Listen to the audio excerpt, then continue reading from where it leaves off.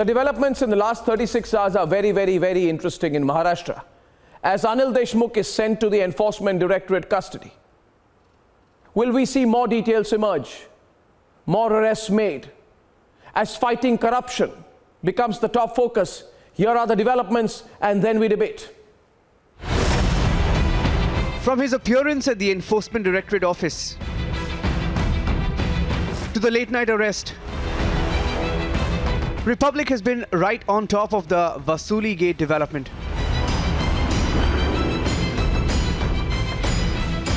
After over 12 and a half hours of questioning, Anil Deshmukh had been arrested and then produced before the Sessions Court today morning, where police custody till 6th of November has been granted to the Enforcement Directorate as well. Inside court, Anil Deshmukh's team challenged the ED investigation. In the arguments put forth by Anil Deshmukh's lawyer Vikram Chaudhary, he asked how did ED end up arresting Anil Deshmukh when he was called in only as a witness in this case. All the summons that were issued to Anil Deshmukh were as a witness in the Palange Shinde case, but eventually ED ended up arresting him. Apart from that, they also asked how he was arrested when the case was with CBI and ED was in fact just investigating the case. The Enforcement Directorate though claims they have a watertight case. They say enough evidence is available.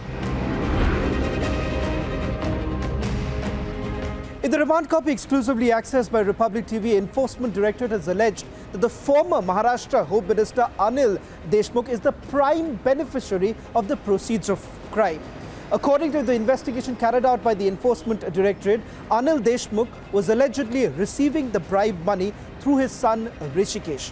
Not just that, specific instructions were given to disgraced cop Sachin Vaze to collect money from private orchestra bars, and this money was being routed through fictitious companies and finally going into a trust that was being controlled by Anil Deshmukh's family members.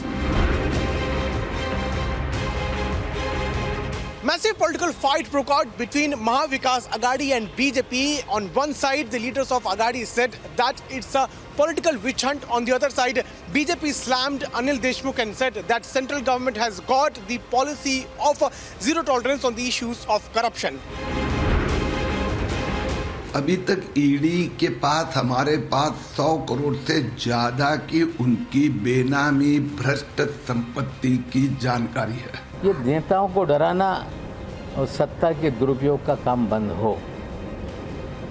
ठीक है, अनिल देशमुख जी को आपने गिरफ्तार किया है, कानून अपना काम करेगा। फर्जीवाड़े से लोगों को फंसाओगे, आज नहीं कल चीजें सामने आएंगी। Is Anil Deshmukh's arrest just the beginning? Let's debate.